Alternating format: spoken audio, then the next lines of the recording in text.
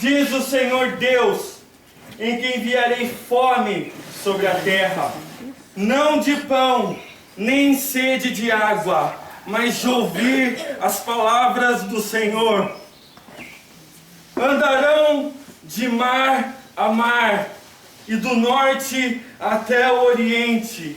Correrão por toda parte, procurando a palavra do Senhor, e não acharão. Naquele dia, as virgens formosas e os jovens desmaiarão de sede. Amém? Amém. Pai, em nome de Jesus, Senhor, esta é a Tua palavra, Senhor. Opera no nosso meio, Senhor. Toca as nossas vidas, Pai. Que não seja eu nessa manhã, mas que seja o Teu Espírito. Flui, Senhor, como um rio que desce do trono do Cordeiro em nossas vidas, Pai. Que a Tua palavra, Senhor, não volte vazia, Senhor, mas que cada um aqui, Senhor, venha receber, Pai, um especial de Ti, Pai. Faz de mim, Senhor, boca de Deus, Pai. Aleluia! Real nessa manhã, Pai. Que seja o Senhor, o Teu Espírito, Pai, pelo poder que em nós opera, Pai, em nome de Jesus. Opera em nosso meio. Salva pela Tua graça, para a glória do Teu santo nome. Amém e amém. Amém. Amós. Livro de Amós. Se você pegar o livro de Amós, se você começar a ler ele, ano 752 a.C., antes dos cativeiros assírio e babilônico, que foi em 687 a.C. A Bíblia diz em Isaías que o Senhor está no alto e sublime trono. A Bíblia diz que o Senhor está no controle de todas as coisas. Nós conversamos sempre sobre os atributos do Deus vivo. Ele é tremendo. E nós sabemos que Ele está lá no alto e sublime trono, no controle de todas as coisas. E quando você pega o livro de Amós, desse profeta levantado por Deus, você vai ver que o Deus vivo está no trono. Ele começa a olhar na terra. E ele, se você for lendo o livro, você vai ver isso. Ele chama cada país da região de Israel, do Oriente Médio. Ele começa a olhar e ele fala: olha, eu tenho visto Gaza, eu tenho visto os pecados de Gaza. E olha, eu vi que ele fez isso, ele fez aquilo, e eu terei de castigá-los. E aí ele olha para o país vizinho, leste, oeste, norte, sul, de toda a região. Ele olha, o país tal, Tiro, Gaza, todos, Filisteia, estão todos em pecado. Ele vai relatando um por um no livro de Amós, e ele vai falando: olha, eu tenho visto o que eles têm feito, e eu, o Deus vivo, terei de castigá-los. Então, ele chega no povo dele. Naquela época já estava dividido: 40 anos, rei Saul; 40 anos, rei Davi; 40 anos, Salomão. Depois disso o reino foi dividido: reino do norte, reino do sul. Samaria, capital do reino do norte. Jerusalém, capital do reino do sul. Jerusalém, Judá, a tribo de Judá, e o reino de Israel, reino do norte. Então nós vemos que ali, Deus, quando chega ali no capítulo 2, no final, e no capítulo 3, Deus ele fala: eu tenho visto os pecados de Judá. Daqui a pouco ele chega no 3 e ele fala: eu tenho visto os pecados de Israel, e eu terei de castigá-los. Se você pegar aqui no capítulo 8, para a gente ter uma noção do que era, do que as pessoas faziam, presta atenção: esse é o povo de Deus, o povo escolhido, aquele que se aliança com Deus. No versículo 4 do capítulo 8 do livro de Amós: ouve isto, vós que tendes gana contra os necessitados, e destruís os miseráveis da terra, dizendo: quando passará a festa da lua nova, para vendermos os cereais, e o sábado, para abrirmos os celeiros de trigo, diminuindo o efa e aumentando o ciclo, e procedendo delosamente com balanças enganadoras, para comprarmos os pobres por dinheiro, e os necessitados por um par de sandálias, e vendermos o refúgio do trigo.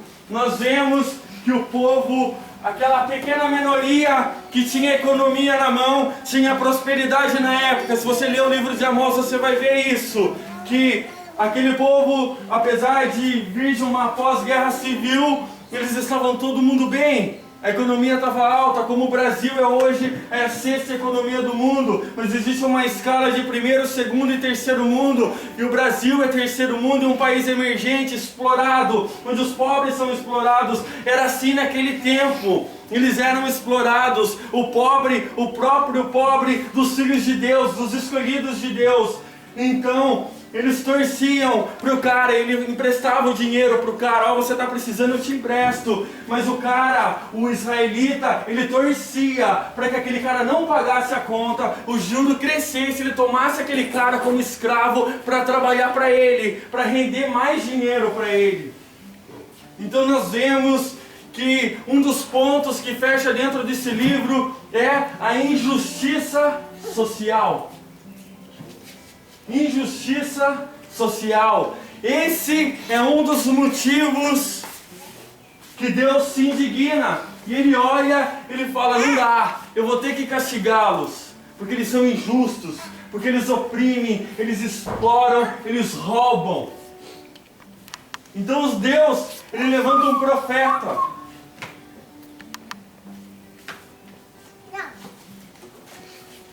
chamado Amós. E no capítulo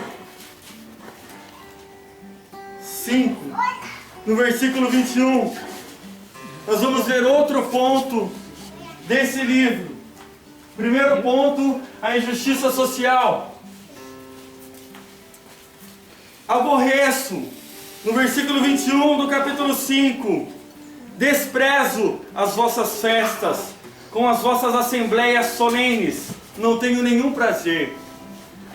E ainda que me ofereceis holocaustos e vossas ofertas de manjares, não me agradarei deles, nem atentarei para as ofertas pacíficas de vossos animais cevados. Afasta de mim o estrépito dos teus cânticos, porque eu não ouvirei as melodias das tuas liras. Então nós vemos mais um ponto. O primeiro ponto, a injustiça social. Nós vemos que todo mundo era ladrão, todo mundo que tinha dinheiro, independente da religião, eles eram crentes no Deus verdadeiro e mesmo assim eles exploravam todo mundo. Ou seja, eles eram iníquos, iniquidade é injustiça. Eles eram injustos diante de Deus, o Deus Santo. Então, nós vemos o segundo ponto, que eles iam na igreja.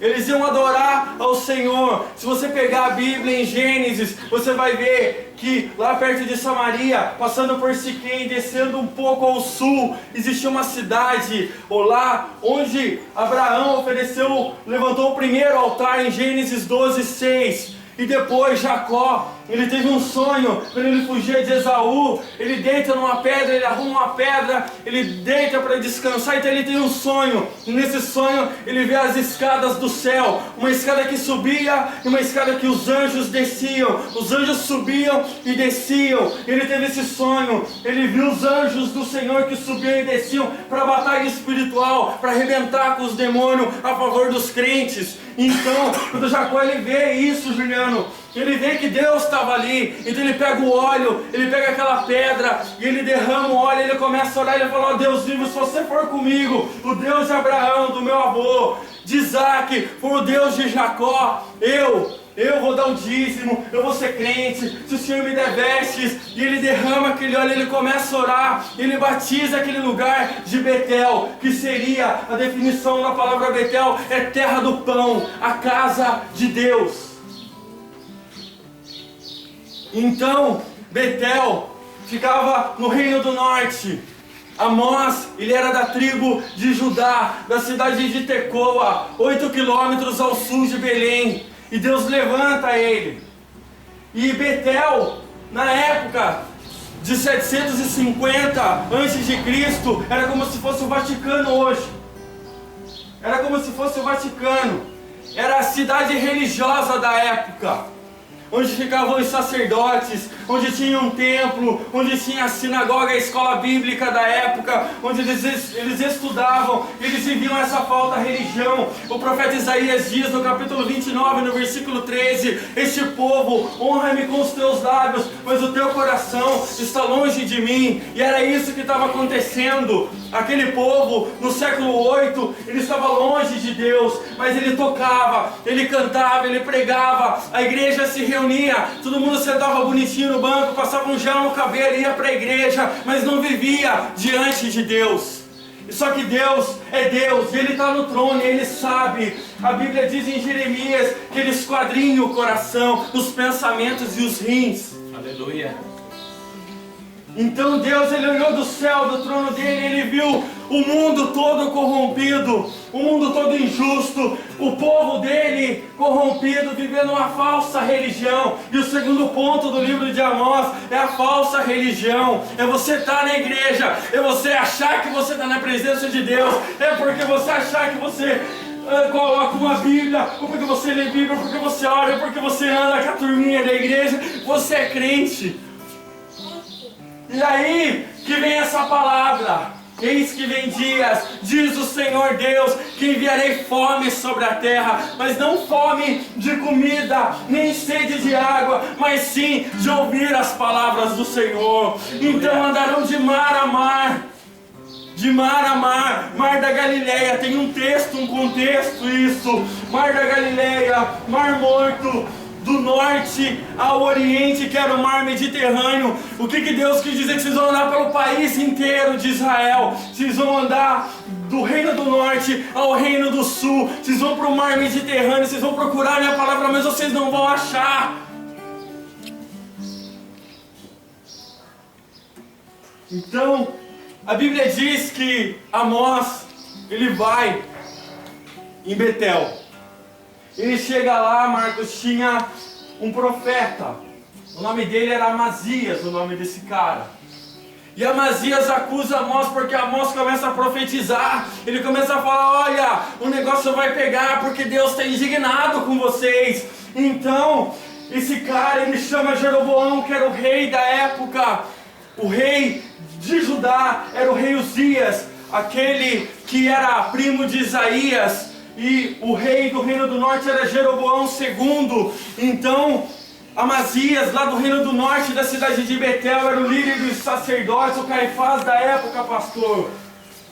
O Anás, Caifás, os pregadores da prosperidade de hoje, os falsos profetas da época. Ele chega e ele fala: olha, sim, Jeroboão, o negócio é o seguinte, tem um profeta aí, um tal de Amós, que vem lá perto lá da tribo de Judá, lá perto de Belém, de uma cidadezinha. Ele vem aí, ele está falando que o Senhor, o Deus, vai matar você a espada, porque você é pecador, porque você anda contra a vontade de Deus. Então Amós chega para esse cara e fala assim: ó, mas esse negócio é o seguinte, naquela época tinha escola de profeta, existia o seminário da época, como se fosse o seminário de judeu, que eles estudavam a palavra de Deus, os pergaminhos, a lei de Moisés, para andar na presença de Deus e para ser salvo. Então, no seminário da época, então Amós chega para ele e fala assim: olha, eu não sou profeta, eu sou boiadeiro, eu sou agricultor. Ele plantava os alfaces da época, pastor, ele cuidava de gado, ele mexia com isso. Só que Deus, quando Ele quer levantar alguém justo, não interessa o que seja, pode ser o que for, pode estar cuidando das ovelhas como Davi, que Ele vai levantar.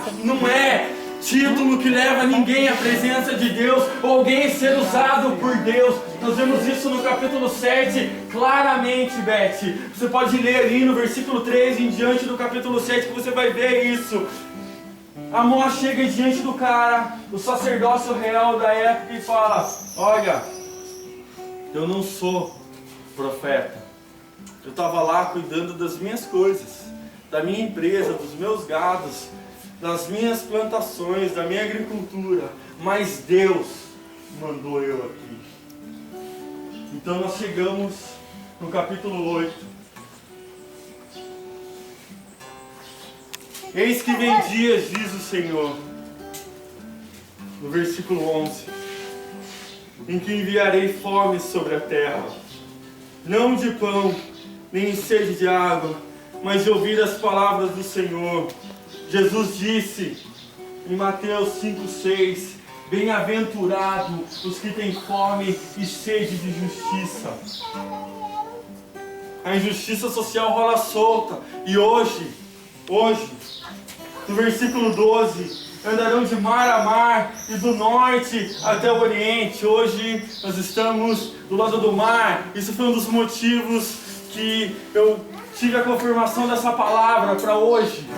Nós estamos do lado do mar e nós não viemos aqui à toa. Nós viemos aqui para buscar algo novo de Deus. Não para voltar do mesmo jeito que eu vim. Eu não posso me permitir entrar na casa de Deus, ou ter um encontro com Deus, me reunir com pessoas, renunciar ao mundo para continuar do mesmo jeito, para sair daqui e continuar medíocre, continuar a mesma pessoa que eu sempre fui. Não, quando eu venho para a igreja, para a casa de Deus, eu tenho que levar algo a mais. Aleluia!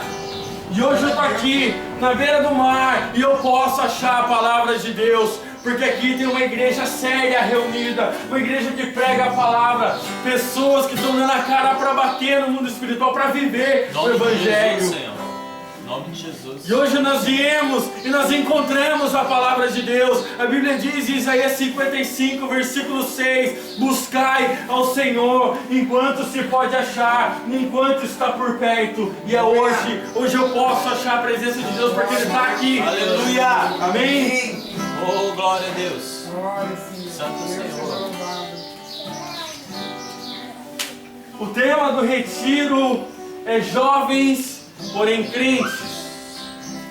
No versículo 13, no capítulo 8, diz: naquele dia as virgens formosas e os jovens desmaiarão de sede. Quantos aqui querem saltar de alegria na presença de Deus? Não o oposto de desmaiar, sedento por uma palavra e não ter. Em certas igrejas, se você entrar hoje, você vai ver profetada, você vai ver riqueza, você vai ver tudo quanto é ladainha, mas a palavra de Deus, como ela é, você não vai ver. O mundo, ele caminha para a destruição.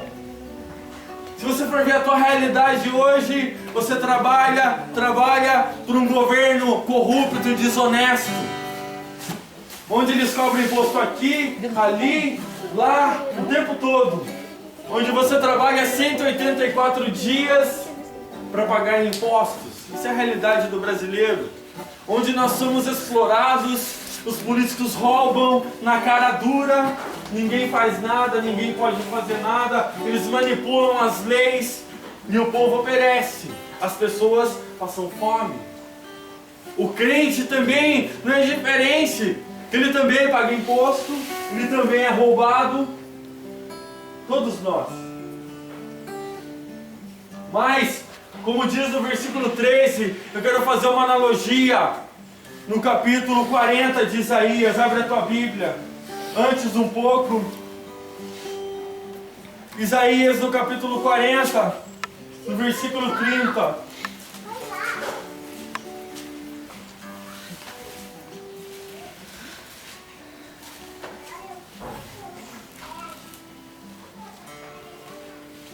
Naquela época, por causa da injustiça das pessoas que viviam injustamente na iniquidade, pastor, por causa das pessoas que viviam uma falsa religião, Deus diz que enviaria fome sobre a terra das palavras dele, ou seja, a ausência de Deus. E a Bíblia diz no versículo 13 que as virgens formosas e os jovens desmaiariam. Mas hoje, como a Bíblia diz, buscai ao Senhor enquanto se pode achar, enquanto está por perto. Isaías 40:30. Os jovens se cansam e se fadigam, e os moços de exaustos caem Mas os que esperam no Senhor renovam as suas forças, Aleluia. sobem com asas como águias, correm e não se cansam, caminham e não se fadigam. Amém? Aleluia. Quantos querem voar como águias na presença de Deus? Apesar de um mundo de injustiça que nós vivemos hoje, de um mundo onde é duro você falar, eu sou crente, eu frequento a igreja tal, porque você tem que contar todo o contexto da tua igreja, e falar, a minha igreja, ela é de 1908, ela é uma igreja centenária, ela é uma igreja de verdade, ela não abriu ontem num ponto de esquina, pregando um evangelho, sei lá como, porque tem mais de 1000 denominações. Quando você fala nesse mundo aí fora, eu sou crente, você tem que ter propriedade para dizer e saber do que você está falando, porque tem evangélicos de tudo quanto é jeito. Tem de tudo quanto é jeito. E se você quer confiar no Senhor, se você quer voar como águia e não desmaiar de sede, levante-se de pé para a gente orar.